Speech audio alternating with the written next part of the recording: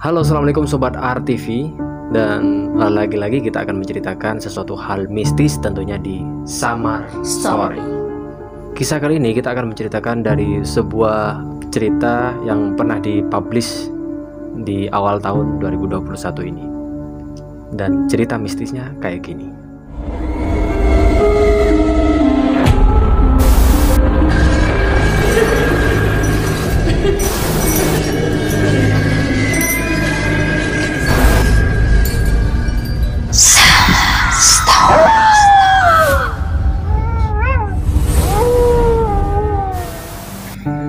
Kisah ini berasal dari kisah yang dialami, kita sebut saja Pak Halim. Pak Halim ini adalah seorang bisnismen atau pengusaha yang sudah memiliki tanah hektaran di mana-mana dan juga memiliki bisnis di mana-mana. Yang namanya usaha itu, pasti hal yang paling ditakuti adalah ketika usahanya mulai tutup lapak. Ya, menurut kita wajar ya, maksudnya seorang pengusaha takut sampai usahanya sampai tutup lapak itu wajar banget.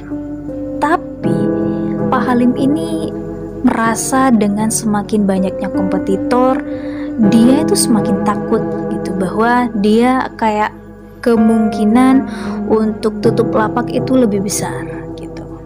Dan akhirnya Pak Halim itu mulai mencari solusi supaya bisnisnya nggak sampai tutup lapak. Di saat itu juga Pak Halim pun bertanya-tanya sama warga sekitar, dan tentunya juga bertanya kepada teman-teman yang sudah akrab dengan Pak Halim. Dan pada saat itu salah satu temannya pernah mengatakan, "Kamu coba aja dukun di wilayah ini, karena dukun di wilayah ini juga terkenal loh." Mendengar hal kayak gitu, Pak Halim penasaran. Langsung deh Pak Halim menuju ke rumah dukun yang dimaksud oleh temannya. Dan sekilas cerita, Pak Halim ini juga mempunyai istri dan satu orang anak tunggal ya, kayak gitu. Karena memang untuk membangun bisnisnya, apapun dilakukan untuk mendapatkan penghasilan yang lebih besar. Nah, ketika sampai di rumah dukun yang dituju, Pak Halim langsung berkonsultasi apa saja masalah yang dia alami. "Mbah, saya pengen usaha saya maju. Gimana ya, Mbah?" "Kamu bisa. Jika kamu ingin membangun bisnismu, saya punya solusi. Dan kamu harus mempunyai perjanjian dengan makhluk yang Mbah punya. Dengan syarat kau harus menumbalkan anak tunggalmu." Jelas Pak Halim gak setuju. Gimana pun Pak Halim, keinginannya untuk membangun bisnisnya supaya sukses semata-mata hanya untuk keluarganya dan anak semata wayangnya. Ketika dukun itu justru mengatakan bahwa harus menumbalkan anak satu-satunya Pak Halim jelas menolak dan marah-marah sama Mbah Dukunnya. "Kamu apa-apaan? Saya nggak akan menumbalkan anakku satu-satunya yang aku sayangi." Dan Pak Halim pun pergi, dan dukunnya pun diam saja karena mungkin Pak Halim bukan satu-satunya orang yang marah ketika harus menumbalkan anak semata wayangnya. Selang beberapa hari setelah Pak Halim pergi ke dukun itu, ternyata apa yang ditakutkan oleh Pak Halim menjadi kenyataan. Usaha Pak Halim banyak yang mulai tutup cabangnya. Pak Halim pun mulai was-was, mulai bingung gitu ya.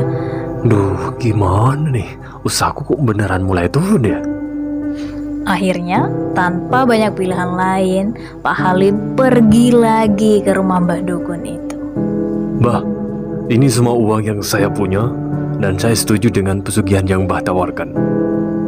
Jadi memang segala cara untuk meningkatkan bisnisnya, ya Pak Halim pun tanpa berpikir panjang ya, tanpa memikirkan akibatnya ke depannya. Akhirnya si Mbah Dukun ini bilang kalau 4 hari lagi bisnis Pak Halim bakalan naik. Nah, mendengar hal kayak gitu, Pak Halim pun mulai lega nih. Pulanglah ke rumahnya. Dan benar saja, 4 hari kemudian, dari segala macam bisnis yang ada di wilayah itu, ternyata bisnis Pak Halim lah yang paling nonjol dan mulai naik. Dan istrinya pun mulai heran dan juga mengingatkan kepada suami agar selalu tetap di jalan yang benar lah, kayak gitu ya. Dan Pak Halim pun hanya berkata, Kamu tahu apa soal bisnis? Biarlah bisnis ini urusanku saja. Ya, sebagai istrinya Pak Halim hanya mendoakan yang terbaik untuk suaminya. Selang beberapa minggu dari suksesnya usaha Pak Halim gak sengaja ketemu sama Mbah Dukun itu. Dan Mbah Dukun itu mengingatkan kembali apa yang seharusnya diselesaikan oleh Pak Halim. Jangan lupa dengan tumbal yang telah kau janjikan saat itu. Mendengar Mbah Dukun mengingatkan itu lagi, Pak Halim marah. Karena dia tidak akan pernah mau menumbalkan anak semata wayangnya. seolah-olah Pak Halim itu lupa ya, atau mungkin tidak menghiraukan dengan perjanjian antara Pak Halim dan makhluk, kayak gitu ya. Iya. Dan Pak Halim pun merasa omongan dari Mbah Dukun itu ditepis begitu saja. Dan saat Pak Halim berkata seperti itu, awal mula kejadian aneh mulai kerasa. Jadi dimulai dari istrinya. Istrinya yang saat itu sedang berkendara, sedang naik motor nih, ternyata kecelakaan di tengah jalan tol dan akhirnya meninggal seketika di tempat itu. Mendengar hal tersebut, Pak Halim mulai curiga sebenarnya, tapi masih tetap ingin melindungi anak tunggalnya.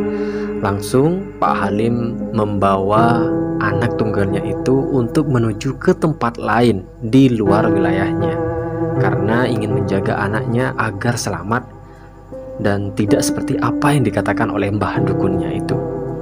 Dan seketika Pak Halim ingat dengan salah satu ucapan dari Mbah Dukun itu, bahwa Mbah Dukun itu selalu mengingatkan kalau Pak Halim sedang menjalin perjanjian dengan makhluk gaib. Pak Halim dan anaknya itu pergi menuju suatu tempat yang jauh dari tempat asalnya. Di jalan Pak Halim tuh nyetirnya sambil mikir, pokoknya aku nih harus menyelamatkan anakku. Yang dipikirannya tuh hanya anaknya, gimana caranya anaknya selamat. Ketika separuh perjalanan menuju luar wilayahnya, Pak Halim merasa sedikit aneh, seperti sedang dipantau oleh sesuatu. Tapi tidak ada seorang pun yang sedang melihatnya. Hanya perasaan Pak Halim saja semakin aneh. Dan seketika rem mobil Pak Halim pun tiba-tiba blong. Seketika bingung loh. Papa, kenapa Papa? Anaknya pun juga semakin panik. Tiba-tiba dikala mobilnya melaju cepat nih, tiba-tiba Pak Halim melihat sesosok makhluk hitam melewati mobilnya. Langsung deh Pak Halim banting setir dan bas! Mobil Pak Halim menabrak pohon yang berada di depannya. Polisi mengidentifikasikan itu adalah kecelakaan tunggal. Menurut cerita, bahwa ketika Pak Halim menabrak suatu pohon itu, Pak Halim di masa sekaratnya, dia tuh masih ingat bahwa dia sudah salah karena sudah menyetujui perjanjian dengan makhluk halus. Dan akhirnya Pak Halim dan juga anaknya meninggal di tempat. Cerita yang bisa kita ambil adalah sebaik-baiknya makhluk halus itu masih lebih baik manusia, ya nggak sih? Dan jangan sesekali kita berdekatan dengan hal yang kayak gitu-gitu deh ya. Yang namanya bisnis, mending kita bisnis usaha aja terus ya. Bisnis yang sehat dan secara jalan lurus kayak gitu. Karena yang namanya rezeki itu nggak akan pernah kemana, ya Betul. nggak sih? Rezeki nggak akan pernah tertukar gitu. Terima kasih sudah menonton. Jika kalian juga punya cerita mistis lainnya, bisa kalian kirim di @astrirenditv.